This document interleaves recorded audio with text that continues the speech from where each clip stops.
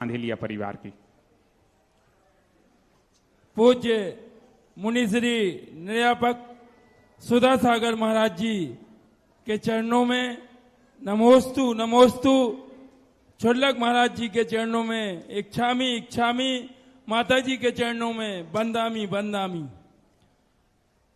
पिछले कई वर्षों से महाराज श्री से जुड़ा हूं और हमें जो लगता था कि महाराज जी का जो व्यवहार है दूर से कड़क व्यवहार है और हम कभी इतने नजदीक से उनके पास नहीं गए, मगर आज और कल से पूरे दिन से उनका वात्सल्यमय जो हम सबको आशीर्वाद मिला, छोटी छोटी बातें मंदिर जी के बारे में विस्तार से हमने रखी और उनका समाधान वेदी के अंदर महाराज जी गए, भगवान जी को बड़े अच्छे से देखा, प्रशस्ति पढ़ी, जो हमें शंका थी उन शंका का समाधान किया और वास्तव में जो उनकी करुणा हमें मिली है, जो उनका आशीर्वाद आज मिला है। हमने निवेदन किया था कि कोनी जी पास में है महाराज जी, वहां भी आप जब क्षुल्लक थे और मुनि थे वहां भी आपकी साधना हुई है, हमें आपका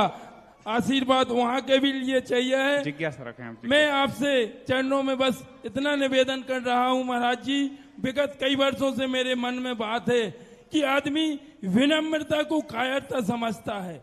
अगर आदमी विनम्र है तो क्या कायर है, और अगर कायर है तो वो विनम्र नहीं हो सकता। ये दो बातें हैं। मैं आपसे समाधान चाहता हूं कि अपने जीवन में हम विनम्रता को कैसे धारण करें और बड़े बड़े कार्य हम कैसे संपन्न करें पूरे समाज के साथ। दुनिया क्या कहती है उसकी तरफ यदि हम देखेंगे तो शायद हम लोग मुनि भी नहीं बन पाते। दुनिया का स्वरूप अलग है, उनका स्वरूप उतना ऊपर का सोच नहीं होता। जो परिवारजन होते हैं उनका मोह का स्वरूप होता है, मोह के कारण से वो सत्य का समर्थन नहीं कर पाते और दुनिया लोग अज्ञानी होती है।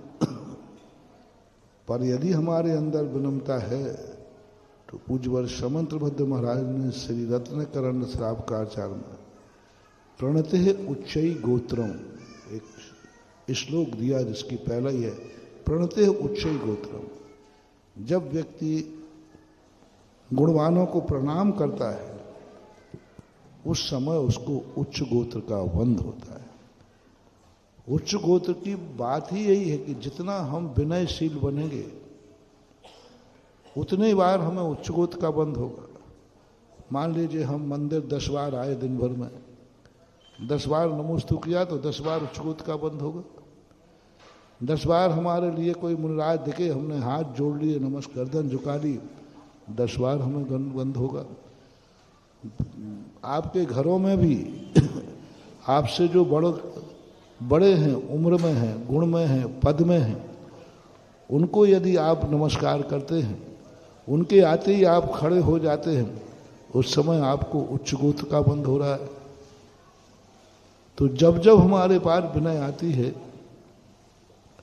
उच्च गोत्र का ही बंध होता है। इसलिए व्यक्ति को अपने अंतरंग चेतना को देखना चाहिए।